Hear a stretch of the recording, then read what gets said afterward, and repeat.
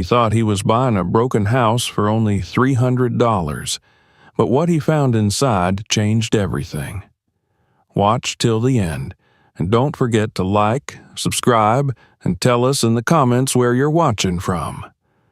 Marcus Reed had reached the end of the line, though he didn't admit it out loud. Life in the city had ground him down to bone and nerves.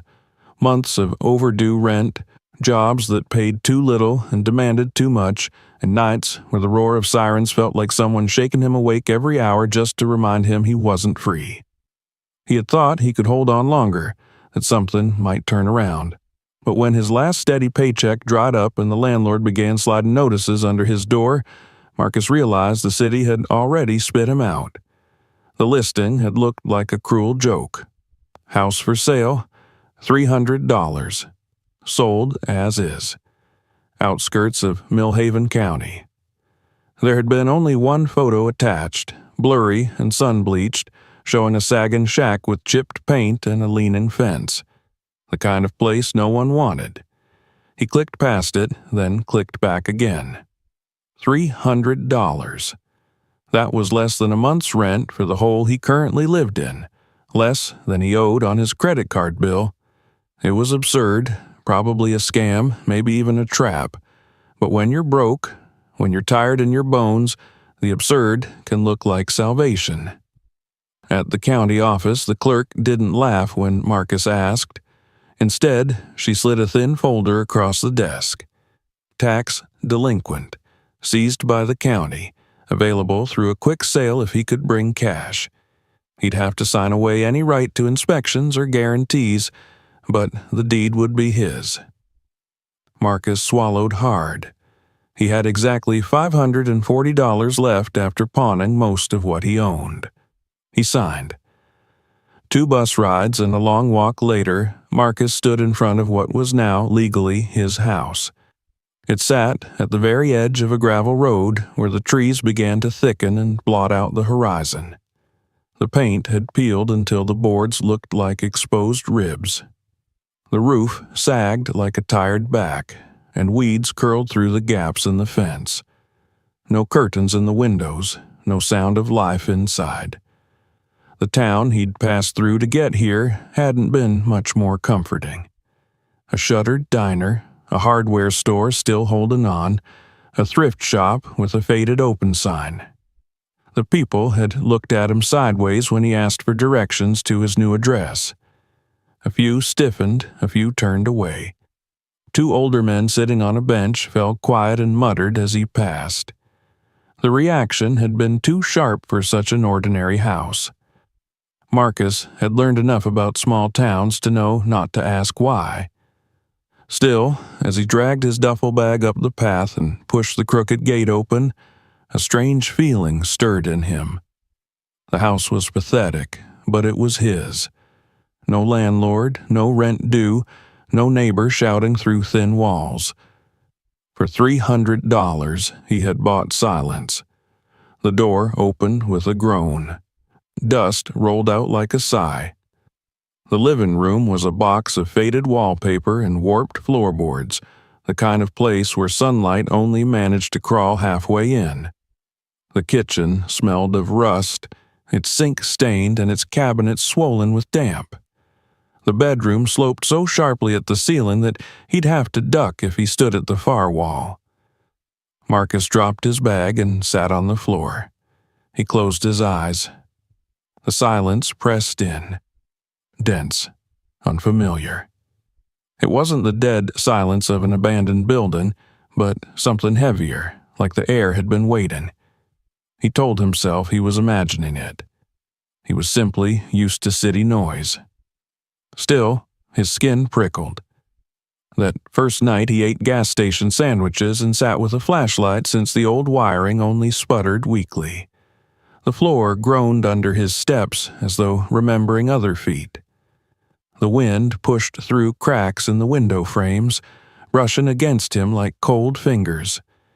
He told himself again, just age, just wood settling. But when he finally lay down on the sagging mattress left behind, he dreamt of footsteps circling beneath him. The next morning, he woke to birdsong. He almost didn't recognize it. It had been years since he'd heard anything but traffic to start the day. For the first time in months, maybe years, he'd slept through the night. A fragile hope rose in his chest. Maybe this gamble wasn't madness. Maybe this broken house at the end of the road could be his reset. He brewed cheap instant coffee and sat on the front step. The trees whispered in the breeze, and the sky was a blue so wide it made his chest ache. He had bought this silence for $300. It felt like a miracle. The work began. Dust coated everything. Cobwebs hung like curtains, and the wallpaper peeled like shedding skin. Marcus scrubbed until his knuckles ached, swept until the air turned thick with motes of dirt. He found remnants of the past tucked into corners, a broken wooden toy in a closet, a stack of letters crumbling in a drawer, wallpaper patterns hidden beneath years of grime. Each object felt like a breath from someone else's life, but by the third evening, oddities pressed too hard to ignore. While sweeping, he paused. There, a faint thump from beneath the floor, too steady to be settling wood. He froze, listening. Nothing. Shrugging it off, he worked on, though unease coiled in his chest. That night, as he lay in bed, he woke with his heart hammering. Tap, tap, tap, soft, deliberate. From below, he gripped the flashlight, crept to the living room. The house was still, but the center of the floor seemed to hum faintly when he crossed it. He pressed his palm flat against the boards. Cold air slipped between the seams, brushing his skin. A heartbeat of the house. The following day, his suspicion grew. Rearranging the living room, he heaved an oak cabinet away from the wall. Behind it, the wallpaper was marked by a tall, narrow rectangle. Marcus leaned close, scraping at the paper until it peeled back. Beneath was wood, aged dark, outlined by an iron band. A door, hidden in plain sight. His throat tightened. He touched the handle. It burned cold. He should have walked away, but desperation had driven him this far, and curiosity refused to let go. He fetched a rusted piece of iron from the cabinet, wedged it against the latch, and forced it open. The door shuddered, gave way. A breath of air spilled out, stone, damp, ancient. Marcus lifted his flashlight. A staircase plunged into darkness, carved into the earth itself. He stood at the threshold, his heart racing, the silence around him waiting. He had bought this house for $300, and beneath its floor lay something no one had told him about, something that might change everything. With one breath, Marcus placed his foot on the first stone step and began to descend. The first step stole his warmth. Cold came up from the stone like breath from a mouth that had been waiting. Marcus paused, one hand on the frame, the other holding the flashlight tight enough to ache. The house above him exhaled a wooden groan, a familiar sound now stretched thin by the dark. He told himself to turn around, to wait for daylight, to be the kind of careful man who doesn't climb into holes when no one knows his name here. Instead, he shifted his weight, found a second stone, and kept going. The stairs were narrow and irregular, carved as if by hand and will rather than blueprint. Some treads were slick where time had polished them. Some were edges that bit his boots. The beam of light made a long, pale ladder on the wall beside him.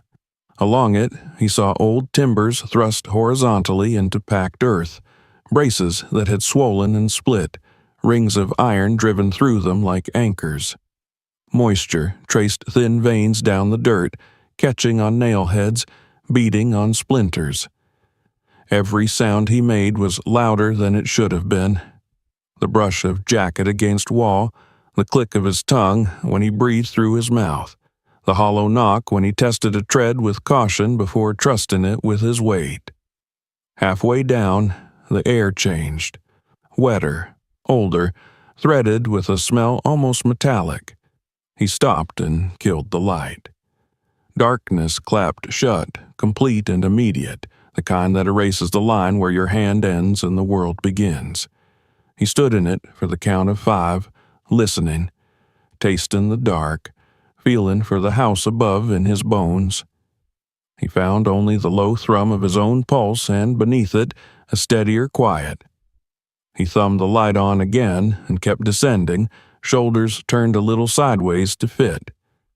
The stairs ended on a small stone landing and a door that didn't belong to any sensible basement.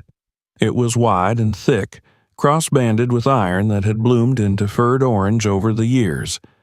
Bolts the size of his thumbs pinned the bands.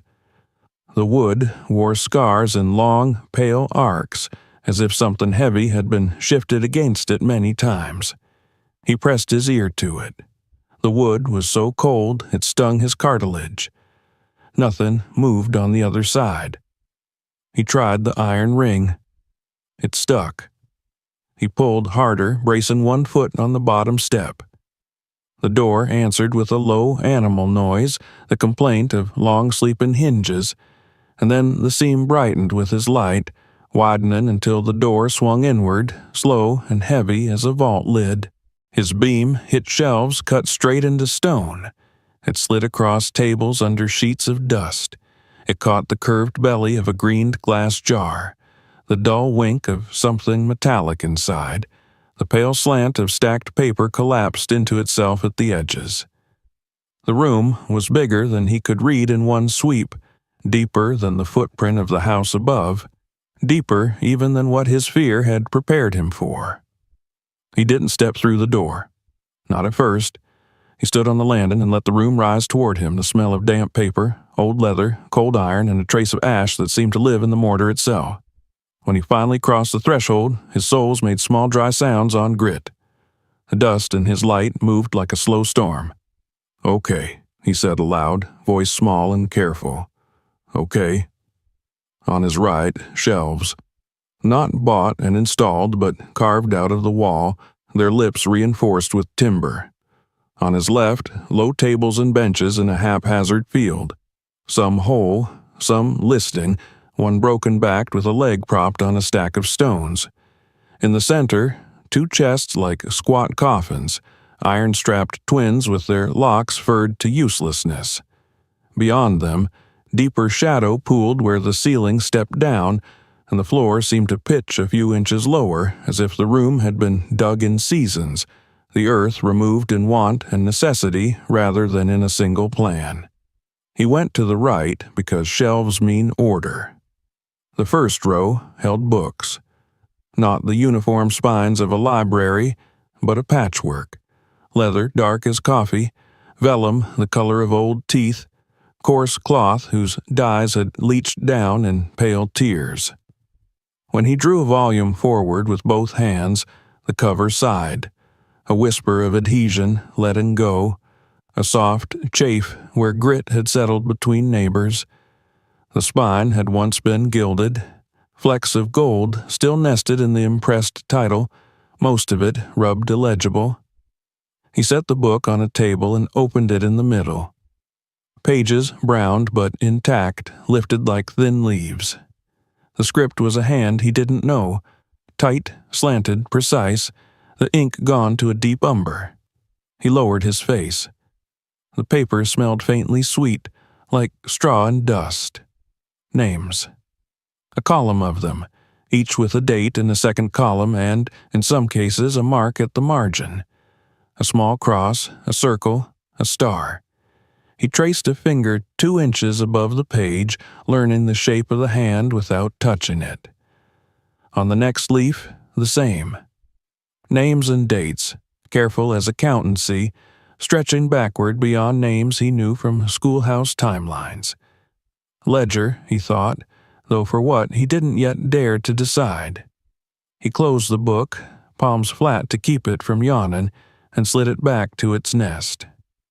Farther down the shelf, pamphlets stitched with thread gone slack, a thin stack of folded broadsides brittle enough to whisper at his breath, a sheaf tied with ribbon that had fossilized into a hard curl.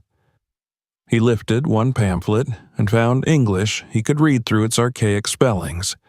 Sermons and notices, a letter to a congregation about the obligations of conscience, a list of goods tallied with prices from a year so old it felt like a mistake.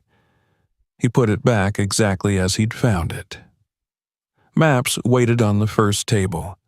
Someone had laid them out in rows and fixed their corners with little stones. Some had slid partially free and overlapped others like fallen leaves. The ink had browned there, too, and the vellum in places had puckered under an old damp and then dried into ridges like topography. Rivers he recognized traced their same impossible curls. A rail line he remembered from a schoolbook took a stiff, plank-straight path north, but threaded among them were paths drawn fine and delicate, like hair. They skirted the river's edges, or dove into forest, crossed at places that avoided towns and stations, looped back on themselves, and then sprang forward again, and always, at intervals, a mark. A small circle with a dot inside, a pair of parallel hatch marks, a tiny triangle. In the margins, symbols repeated, and beside them a kind of key. Not words, but marks that held meaning. He learned a few by repetition, the way a hand learns a lock's combination just by living with it. He leaned closer until his light flared the vellum as bright as a winter pond.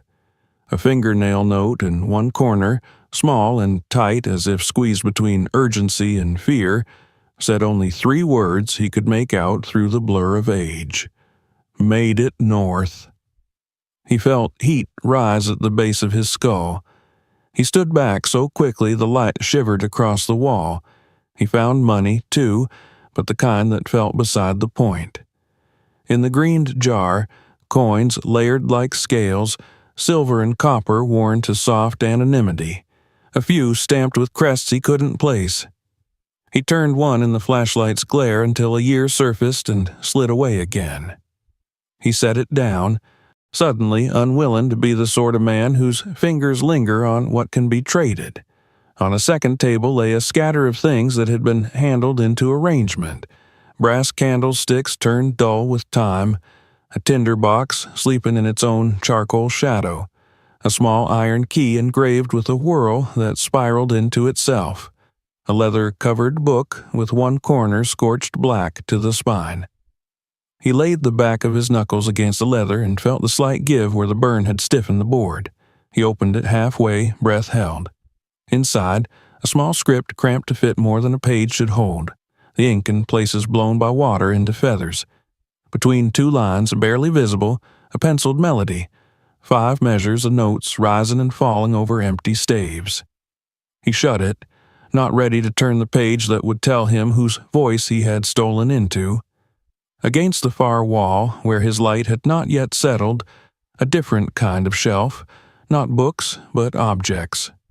A tin mug with the lip dented on one side, a wooden comb missing 2 teeth, a brooch of black glass cracked through and glued back by a hand that had worked with care and poor tools. And there, centered as though it had earned the middle, a pair of iron restraints fused almost shut with rust. Child-sized. He reached toward them and stopped, his hand hovering a foot away as if the air had become hot. He stood like that for a count he didn't register, chest tight, the back of his eyes stinging as if the room's damp had found its way inside him. "Okay," he said again, but softer. The word wasn't a reassurance this time. It was a promise, thin and hobbled, yes, but a promise nonetheless. He circled the room's perimeter slowly, mapping it into himself. In 3 places, somebody had scratched marks into the stone walls.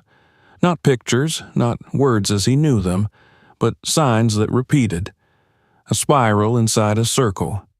3 short vertical lines beside a longer horizontal slash, a roughly drawn eye. On a 4th patch of wall, letters, initials more likely, clustered in a careful column, each followed by a date. The same hand punctuated each with a small drawn star. He counted them without meaning to. 17 stars. Under the bottom one, a thumbprint pressed into the damp mortar long ago had dried into a whorl no wider than a dime. He lifted his own thumb and set it next to the old print, not touching the wall, aligning himself to a stranger through air and time. They matched only in being human. He tried not to make a story big enough to break in his head. He resisted that part of himself that wanted to name everything all at once and collapse the room's 1,000 possible lives into one answer that felt heroic, clean, complete. He told himself, "You don't know. Not yet. You're a man with a flashlight and a pair of hands, not an expert. You don't have the right to decide what this place is, because a few marks look like what you want them to be." He sat on a bench and let his hands hang between his knees until they stopped shaking. Time unraveled down there. He noticed it only when the cold began to climb his sleeves and pinch the skin above his wrists. The flashlight's beam had softened at the edges, the battery giving its first warnings. He took one last slow circle, committing to memory what he couldn't carry, the way the maps rippled where damp had breathed through them years ago, the lean of a book against its neighbor as if listening, the way dust lifted in little silver flares wherever his light tilted, like schools of fish turning together. At the door, he looked back. Leaving felt like stepping out of someone else's home without saying thank you. He eased the heavy wood toward its jamb, wincing when the hinge cried. On the landing, he shut off the beam to spare the battery on the climb and stood a few breaths with his hand flat against the door, his palm drinking its cold. The climb up was slower, his mind now two places at once, the feet finding familiar tread and the head replaying the marks, the melody, the star-studded initials. When the hidden door at the top finally pressed his shoulder and swung inward into the world of dust and wallpaper, the air felt warm and too loud. He set the cabinet back enough to hide the seam, a deliberate inch at a time, like moving a sleeping animal. In the kitchen, he poured water from his jug into a chipped mug and drank without tasting it. His knuckles were gray with dust.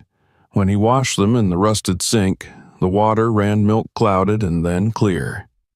He watched his face in the spotted mirror above the faucet for a long moment, as if the man who'd gone down might not be the one who came back up. He took out the cheap notebook he'd bought with the coffee and wrote in block letters on the first page, "Don't touch what you don't understand." On the next lines, he made a list, each item ending with a question mark as if to keep himself honest. Photograph everything. Gloves, catalog locations before moving, mark the cabinet's position. Batteries, spare flashlight, mask for dust. He flipped the page and drew a crude plan of the room, the door at the south, shelves on the right, tables on the left, chests middle, lower ceiling far side. He put a small X where the child restraint sat and circled it twice. He wrote beside the X, "Leave," underline. He wrote again, "Leave." It was not that he wanted to forget them. It was that he understood, at least in the blunt way a careful man does, that there are things you honor ahead of your curiosity. He ate without knowing he had decided to. Crackers and a can of tuna he had planned for lunch before the world had rearranged itself. The food steadied him enough to think in a line rather than a circle. Daylight still feathered the yard outside. He could go down again now, he told himself, for an hour more. To photograph, to take notes while the memory was hot, to separate what he had actually seen from what the heart had tried to add.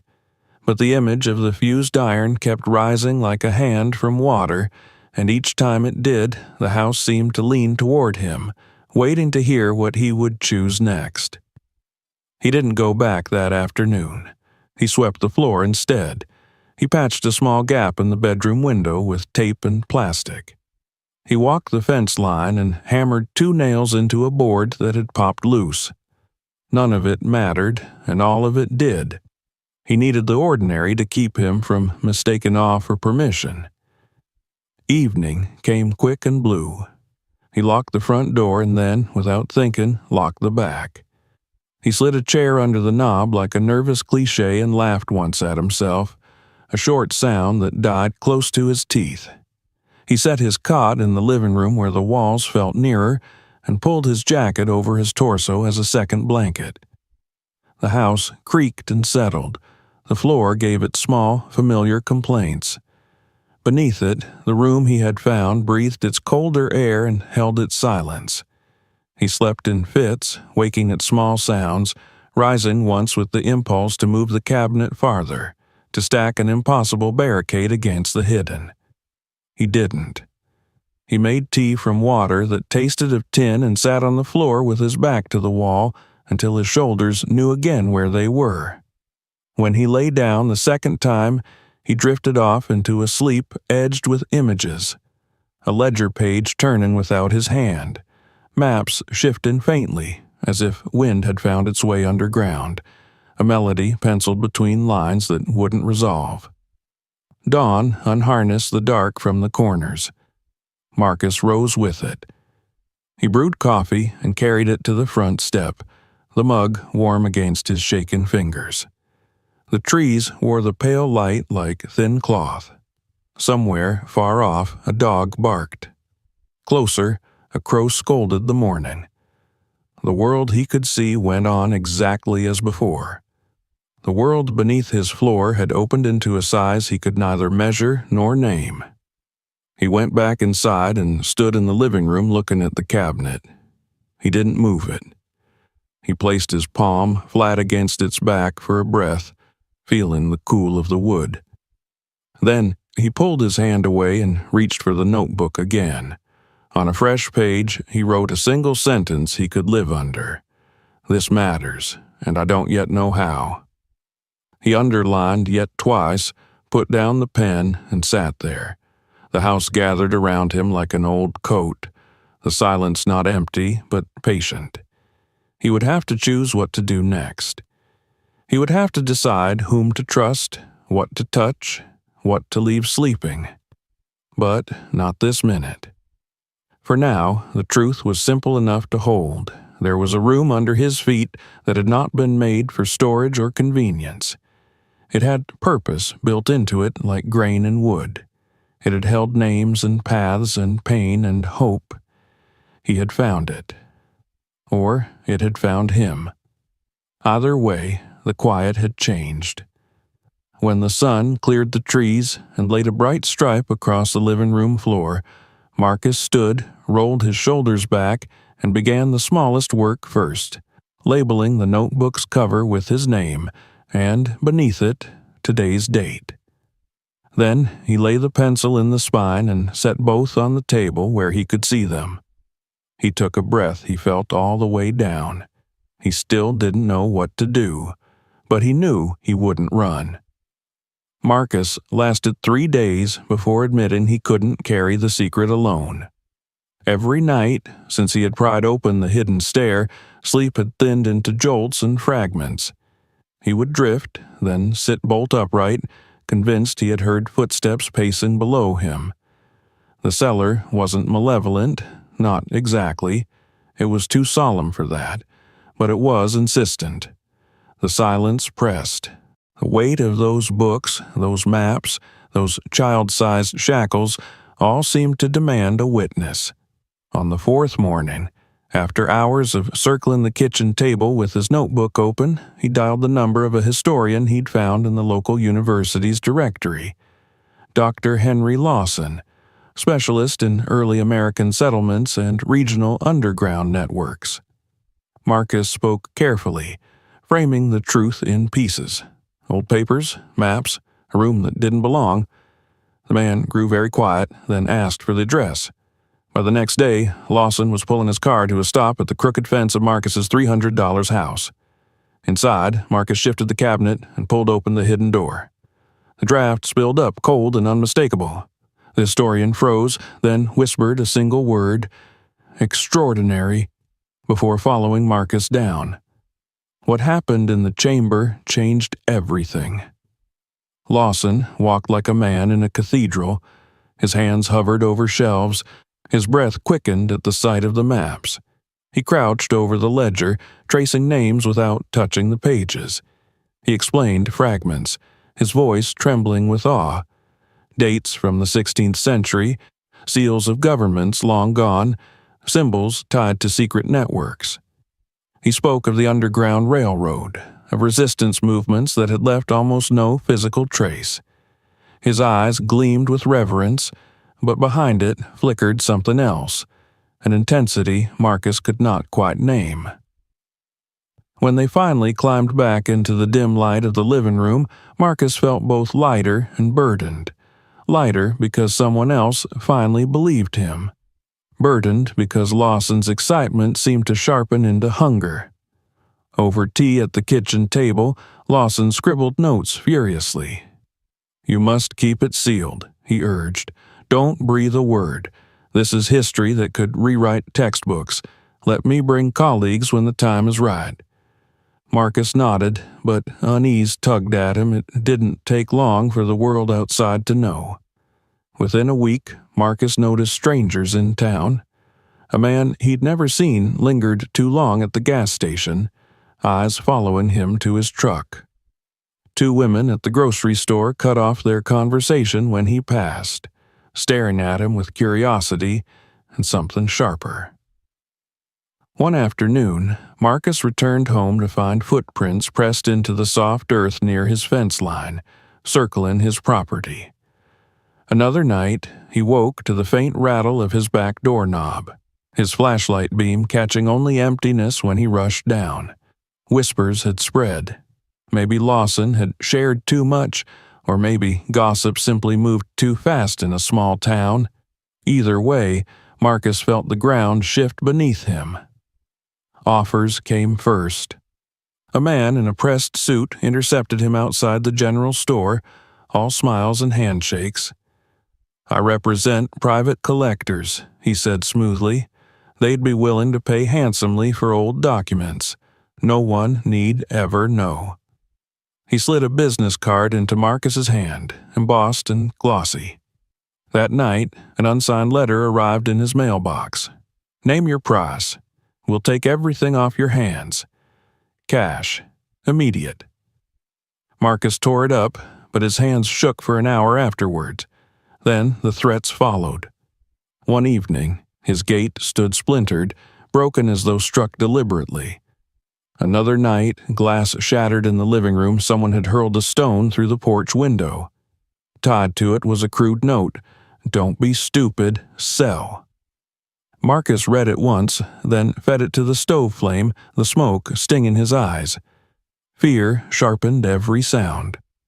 The groans of the floorboards above the cellar now felt like signals.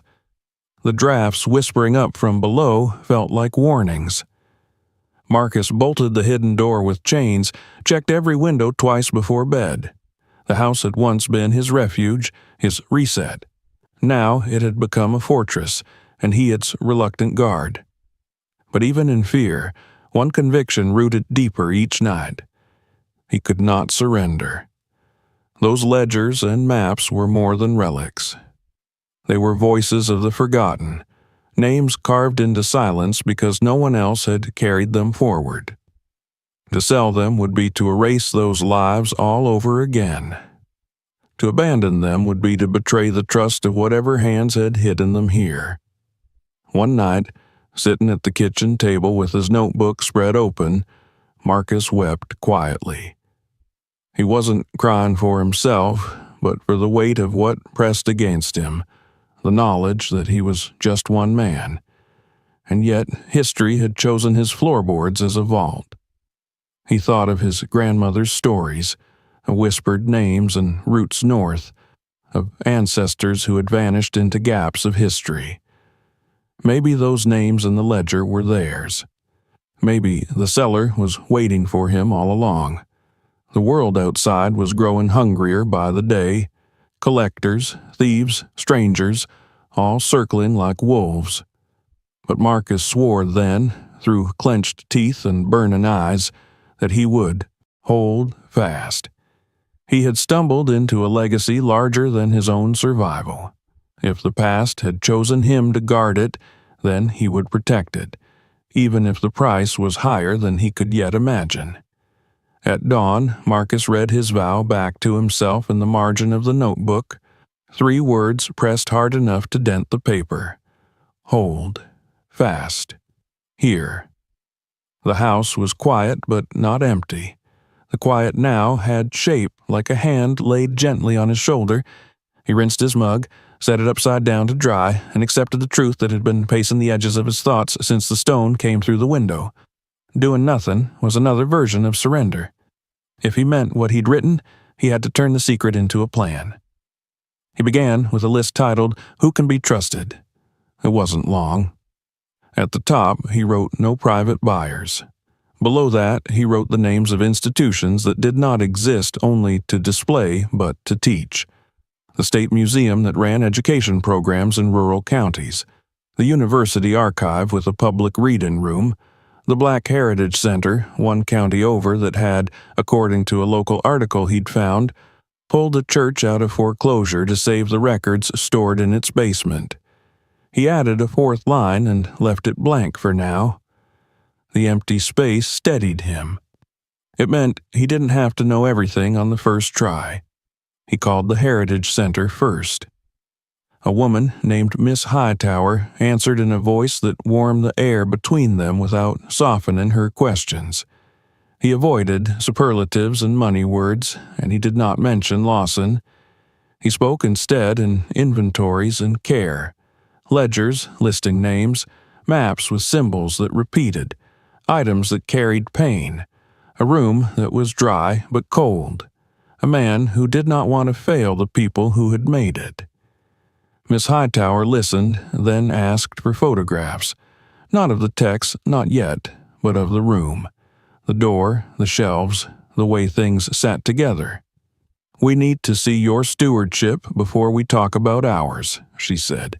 "If you're willing, we'll send 2 conservators, not suited executives, conservators, and they will come quiet."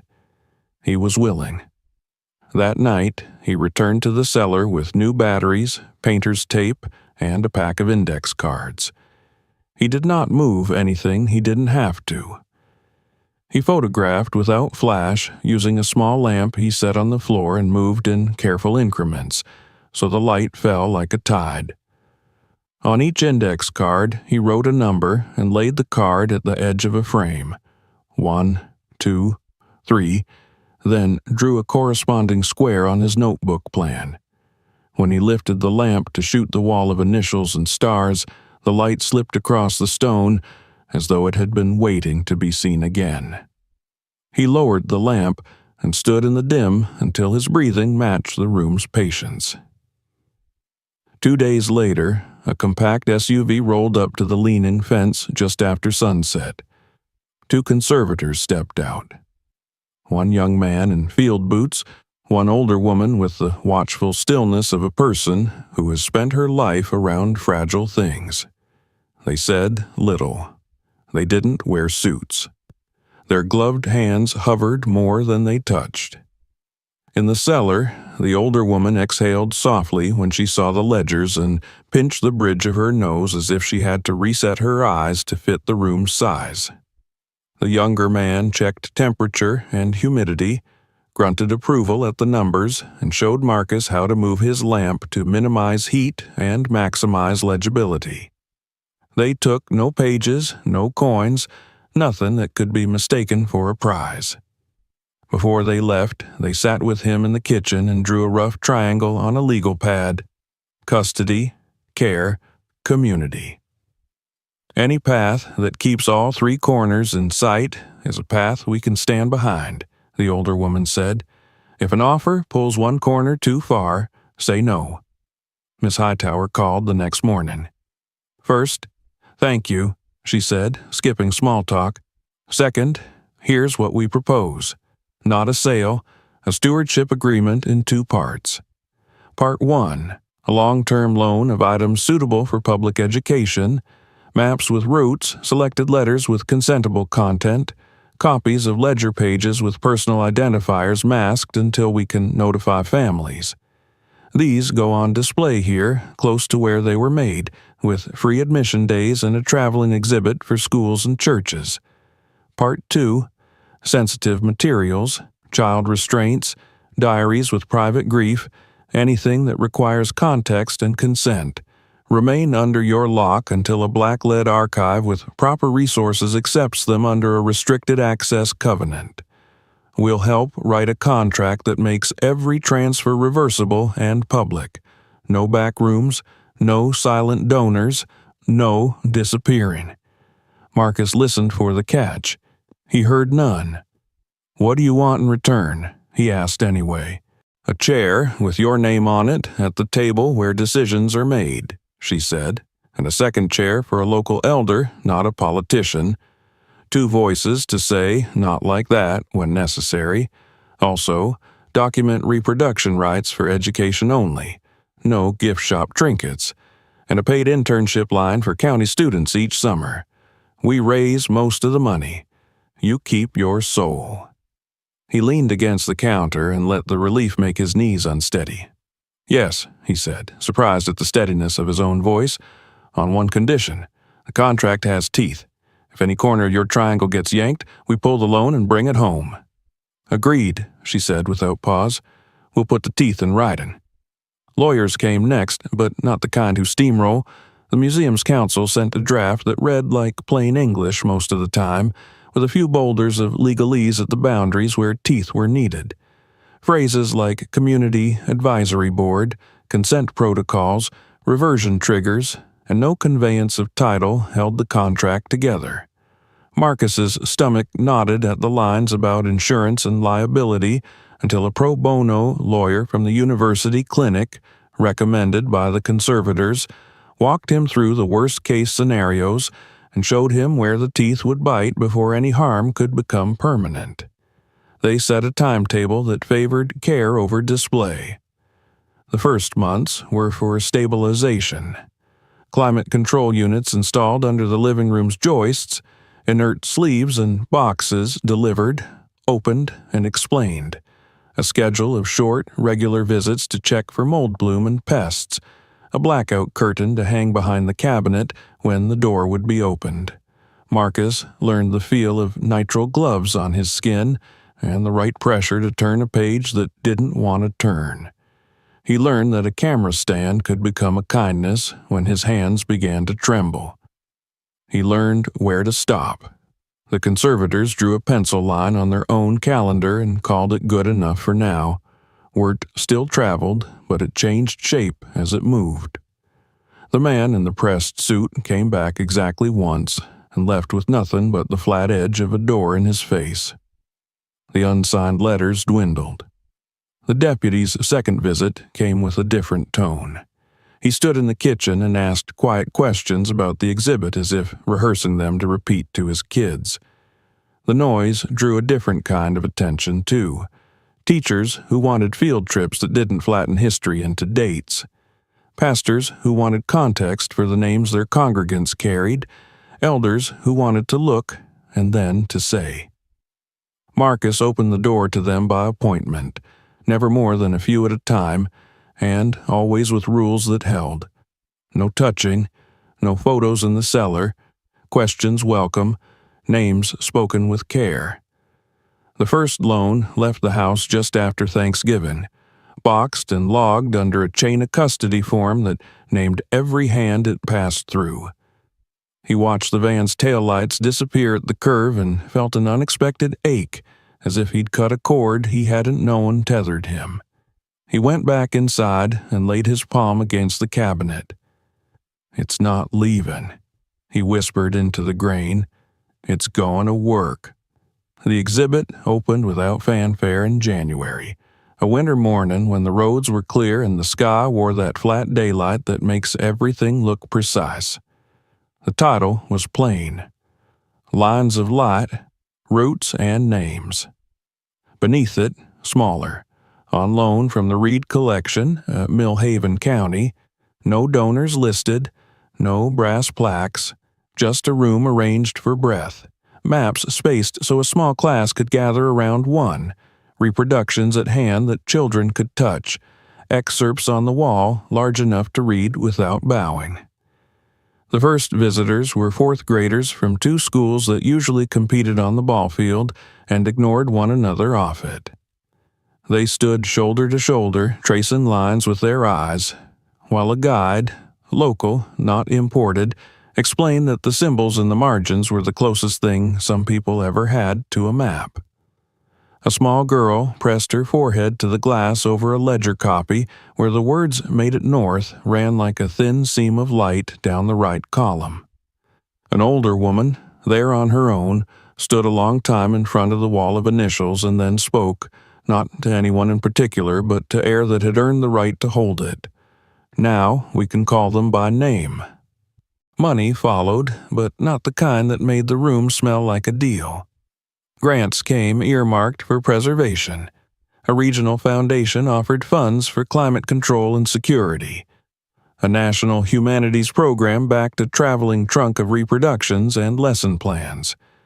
The Heritage Center paid Marcus a modest stipend for his time and, later, a finder's fee written into the contract once lawyers agreed it wouldn't bind him to outcomes he couldn't control. He used the money the way you use oxygen when you've been held under too long. The roofers came first, then the windows, then a carpenter who knew how to listen to old wood and make it hold again. He painted the fence the color of new bark and tamped gravel in the driveway until the ruts surrendered. At night, when the house had learned the sound of itself again, he sat in the living room and read the contract in the lamplight like other people read devotionals. He kept a pencil near so he could mark the lines that calmed him. The lender may recall any item on 30 days' notice without cause. All exhibits will include acknowledgement of the communities from which the materials arose. A community advisory board composed of 5 members, 2 of whom shall be appointed by the lender, will review all interpretive materials prior to public display. Teeth everywhere. He did not invite Lawson back. In the spring, Miss Hightower asked if Marcus would join the advisory board's first meeting in person. He drove over with a folder of notes and the small iron key he kept folded in cloth on his mantel, not as a token to show, but as a reminder of scale. How something little could open something large. The board met in a modest room with bad coffee and clean tables. There were 7 people, 2 elders from neighboring churches, a high school history teacher, a librarian, a young archivist, Miss Hightower, and Marcus. They argued in the way generous people do, about language that mattered, about how to present the roots without teaching the wrong lessons, about how to hold room for grief without making spectacle. When the question of reproducing the shackles for display came up, silence settled like a cloth. In the end, they agreed on a photograph no larger than a hand, printed on matte paper with no dramatic lighting, placed near a paragraph about children whose names appear in the margins of ledgers, but not in courthouse records. "Witness without theater," the teacher said, and the elders nodded. Marcus wrote the phrase in his notebook and underlined it twice. The wolves didn't vanish exactly, but they lost interest when they realized the flock wasn't alone. The porch light no longer felt like a signal to trouble. The chair under the doorknob went back to being a chair. He still checked his locks at night out of habit, but the habit softened into routine rather than fear. The house's sounds changed too. The fretful creak that had once made him hold his breath now read as simple weather. When the wind came hard out of the west, the boards sang. When the day dried hot and shrank the wood, the seams ticked softly as they closed. Beneath it all, the cellar breathed its patient cold, a steady counterpoint to seasons. He never stopped going down.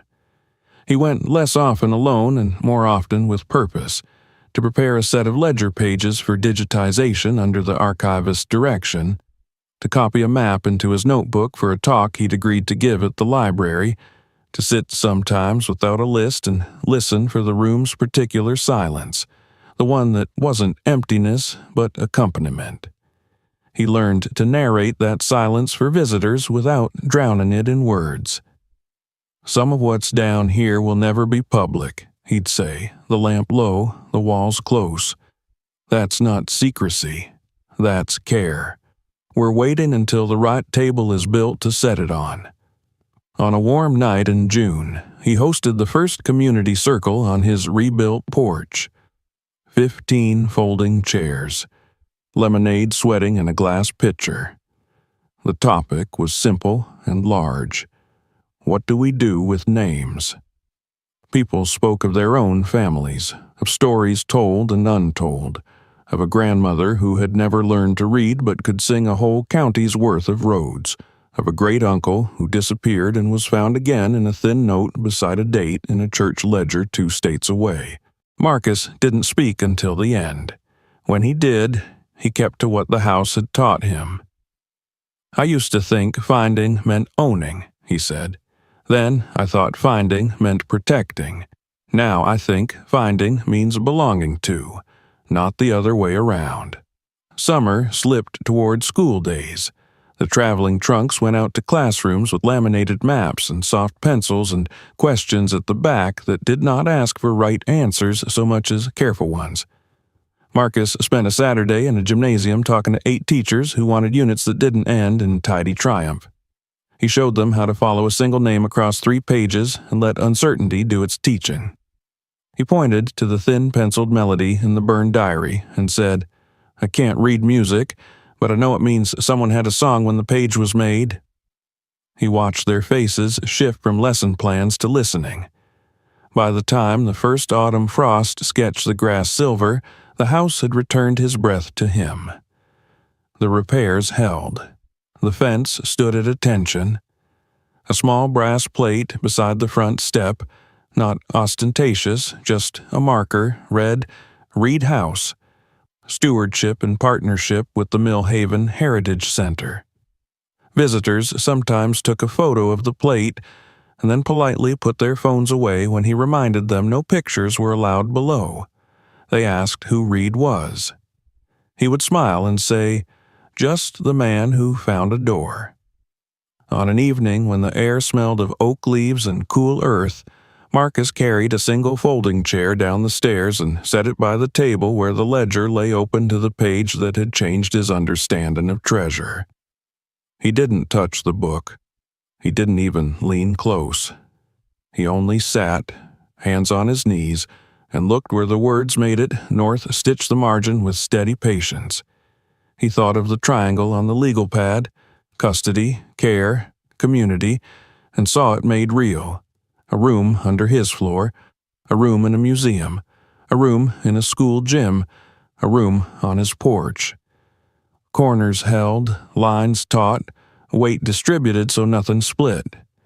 He wasn't sure when the cellar had stopped feeling like a secret and started feeling like a companion. He only knew that when he climbed back up and eased the door shut, the sound the hinge made no longer rang like grief. It sounded like a human thing doing its work. He washed his hands, wiped the sink, turned the porch light off, and stood for a minute in the doorway looking at the fence he had painted himself. The evening hummed with crickets. Somewhere down the road, a truck shifted gears. Overhead, the sky went purple at the edges.